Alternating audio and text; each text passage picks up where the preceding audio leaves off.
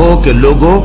آؤ میں تمہیں وہ چیزیں پڑھ کر سناؤں جو تمہارے پروردگار نے تم پر حرام کر دی ہیں۔ ان کی نسبت اس نے اس طرح ارشاد فرمایا ہے کہ کسی چیز کو اللہ کا شریک نہ بنانا اور ماں باپ سے بدسلوکی نہ کرنا، بلکہ حسن سلوک کرتے رہنا، اور ناداری کے اندیشے سے اپنی اولاد کو قتل نہ کرنا،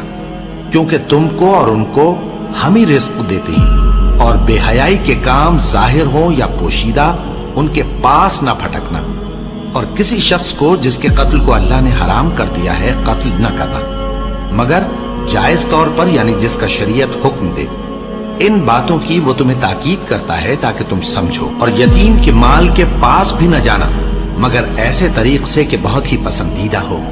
یہاں تک کہ وہ جوانی کو پہنچ جائے، اور ناپ اور تول انصاف کے ساتھ پوری پوری کیا کرو۔ ہم کسی کو ذمہ دار نہیں بناتے مگر اس کی طاقت کے مطابق، اور جب کسی کی نسبت کوئی بات کہو تو انصاف سے کہو،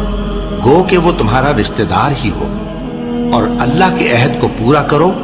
ان باتوں کا اللہ تمہیں حکم دیتا ہے تاکہ تم نصیحت قبول کرو، اور یہ کہ میرا سیدھا رستہ یہی ہے تو تم اسی پر چلنا، اور دوسرے رستوں پر نہ چلنا کہ ان پر چل کر اللہ کے رستے سے الگ ہو جاؤ گے۔